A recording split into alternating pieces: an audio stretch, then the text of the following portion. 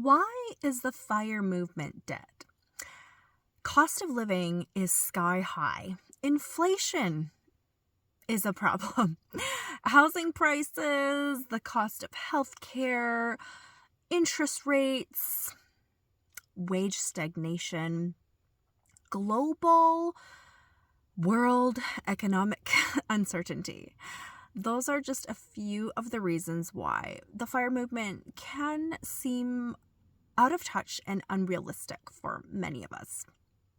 This lifestyle of extreme frugality can lead to burnout quite quickly. Nobody wants to live in some sort of social isolation for an extended amount of time. And it's a hard sell, even if it's maybe not realistic that would necessarily happen. There can be a high level of mental health strain when we restrict ourselves to this kind of a lifestyle. Some have an identity crisis when the concept of early retirement comes up. There can be a struggle with navigating a sense of purpose.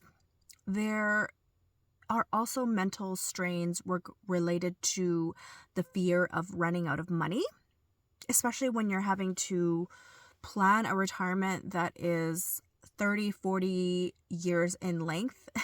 So many things happen in that kind of a time frame. How do you possibly make a sensible, meaningful plan for that?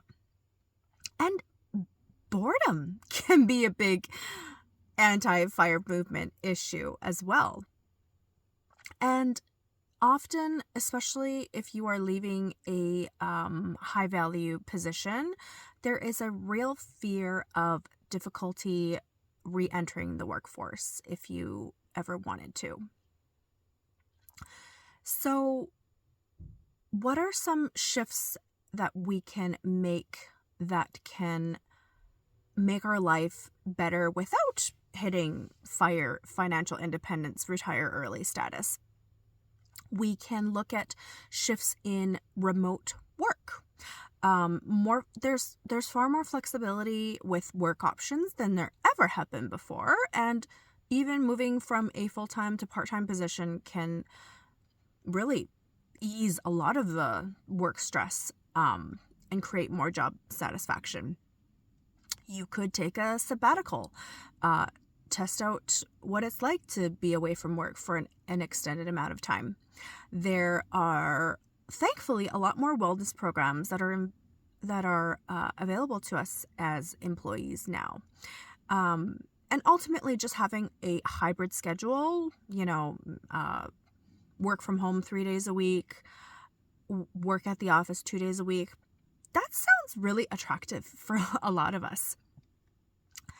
And maybe just switching to a less stressful job. So instead of quitting your job, making your career pivot to something that is more of a passion for you or is maybe less stressful.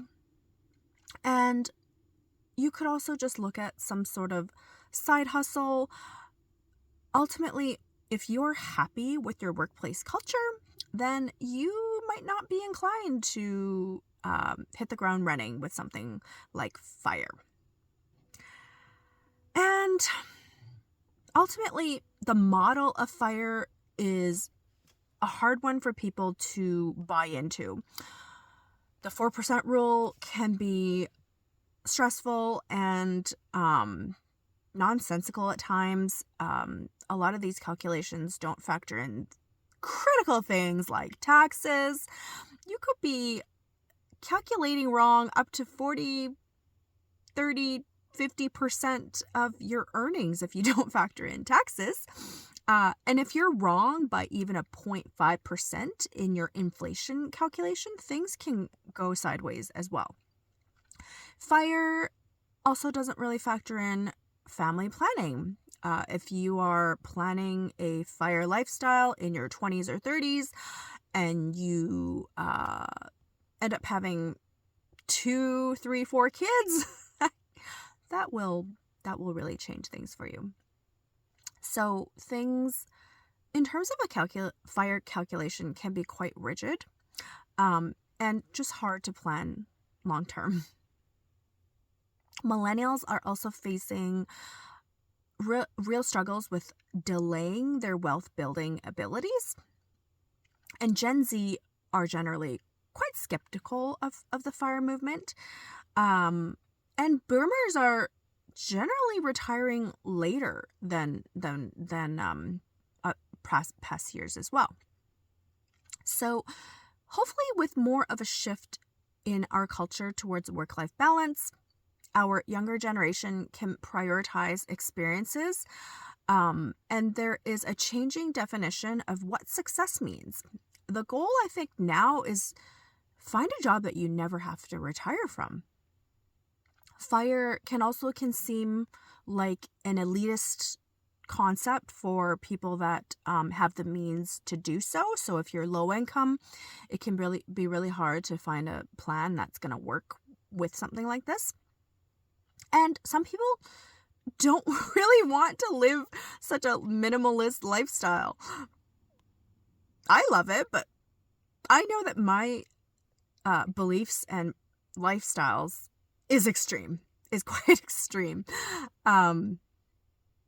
So yeah, there's a shift away towards toxic productivity, which you kind of have to embody if you are in the FIRE movement. So there's other variations of the FIRE movement that can be a lot more attractive for a lot of us. So Coast Financial Independence Retire Early is that you save up in the beginning, and then you don't have to save another penny if you've saved enough by a certain age. Then you let that grow until your regular retirement age.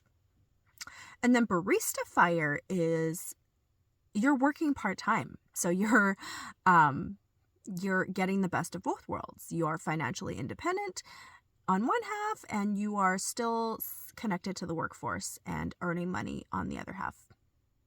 And then there's one of my favorites is called Slow Financial Independence Retire Early. It just takes a longer time. You are sacrificing less. You're enjoying the journey, which resonates really well to me. I firmly believe that the journey is almost just as important as the destination. And a lot of people love the idea of financial independence without retiring early. Just being financially independent, but still working. And so everything in this movement is focusing more on balance, not necessarily to escape from your job. And really, not everyone even wants to retire early. Life goals change and evolve over time, and FIRE can seem quite isolating to a lot of people. So we are all looking at FIRE as a tool and something to work towards, but not necessarily a destination.